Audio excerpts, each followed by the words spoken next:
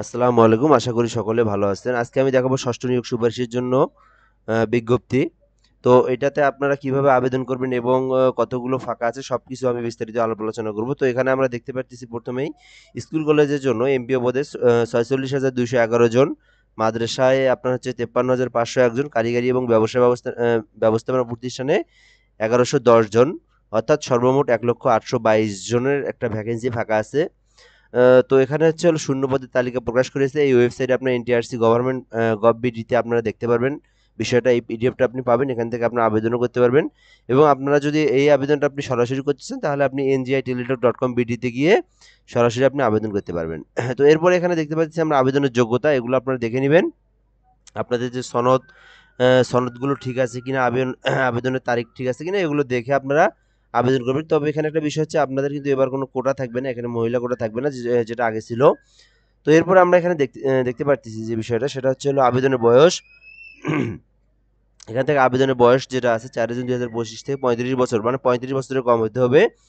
তারপর এখানে সনদের মেয়াদ থাকতে হবে এনটিআরসির। তো এটা আপনাকে ৩ বছরের মধ্যেই হতে হবে। সো এই বিষয়টা আপনারা দেখে নিবেন।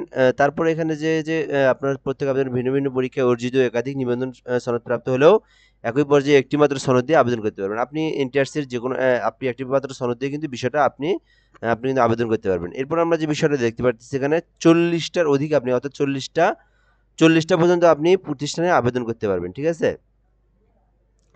সো আপনি এখানে যদি যেটা আপনার ইচ্ছা, আপনি পছন্দ অনুযায়ী আপনি তালিকা অনুযায়ী আপনি প্রতিষ্ঠানগুলো আগে দেখে নিবেন।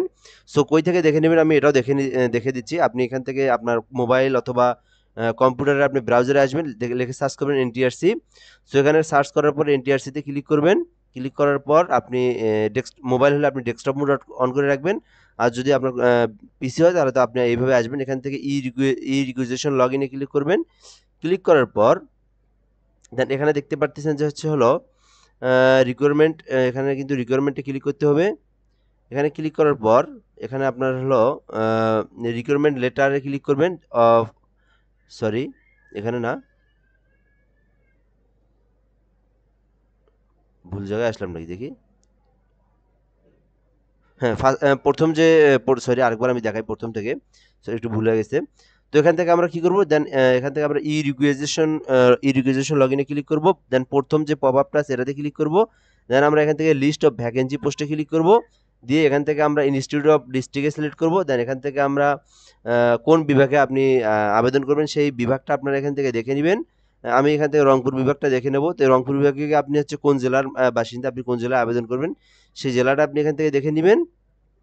দেন আপনি এখান থেকে কোন ইনস্টিটিউটে কতটা ভ্যাকেন্সি ফাঁকা আছে এগুলো কিন্তু আপনি দেখে নিয়ে আপনি কিন্তু সেই প্রতিষ্ঠানে আপনি আবেদন করতে পারবেন।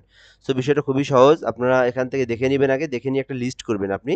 লিস্ট করার পর আপনার উপজেলাতে আপনি দেখবেন আপনি কোন আপনার যে সাবজেক্ট, ওই সাবজেক্ট অনুযায়ী আপনি লিস্টটা দেখে নিবেন। দেন আপনি সিরিয়াল করে আপনি এখান থেকে ৪০টার পর্যন্ত প্রতিষ্ঠান আপনি আবেদন করতে পারবেন। তো এখান থেকে দেখা যাচ্ছে তারপরে এই বিষয়টা আমরা বুঝলাম। তো এরপর হচ্ছে হলো যদি সনদ থেকে থাকে এটা আপনি আবেদন করতে পারেন। তারপরে আপনি ৳১,০০০ হচ্ছে হলো প্রতিষ্ঠান ফি হিসেবে আপনি ৳১,০০০ আপনি একটা প্রতিষ্ঠানে আবেদনের জন্য প্রয়োজন হবে। তো এটা কিন্তু আপনাকে আর ফেরত মানে এটা কিন্তু আপনার হলো পরিশোধ না করলে আবেদনটি নির্ধারিত এই ফিটা পরিশোধ না করলে কিন্তু এটা আবেদন হবে না এবং আপনি এই টাকাটা আবার ফেরত পাবেন। এটাই বোঝানো যাচ্ছে, বলে দিচ্ছে। তো এরপরে যে বিষয়টা আছে এখানে ছবি ডাউনলোড করে ফর্মটি নির্ধারিত আপলোড করতে হবে। এরপরে আপনি এখানে এই যে ফিটা আছে জমা দিবেন সেটা আপনি যে NGI-Teletalk.com বিডি থেকে আপনি এটা পেমেন্টটা করে দিবেন।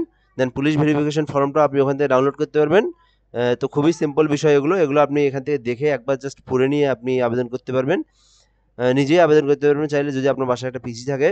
তো এখান থেকে আবেদনের ফি প্রদানের যে নিয়মগুলো দেওয়া আছে সবগুলো দেওয়া আছে A to Z। কোন তারিখের মধ্যে আপনি দিতে পারবেন এবং সর্বশেষ সময়টা বলা আছে। তো এই অ্যাপ্লিকেশন বিষয়টা আপনি দেখে এখান থেকে ভুল-টুল যা আছে এগুলো বোঝা যাচ্ছে সবকিছু, এখানে ভুল যেন না হয় আপনাকে বলে দিচ্ছে। তো এরপর প্রাপ্ত আবেদন শূন্যপদ চাহিদা প্রত্যেকটি পদের বিপরীতে পছন্দের মেধার ভিত্তিতে একজন করে প্রার্থী নির্বাচন করা হবে। তো বিষয়টা বোঝা যাচ্ছে যে আপনি যদি একই প্রতিষ্ঠানে আপনি আবেদন আপনি করেন আরো ২-৪ জন ৫ জন করে, তো আপনি যে আপনার হচ্ছে হলো আ মেধার ভিত্তিতে আপনার বিষয়টা কিন্তু আ একজন করে প্রার্থী নির্বাচন করবে।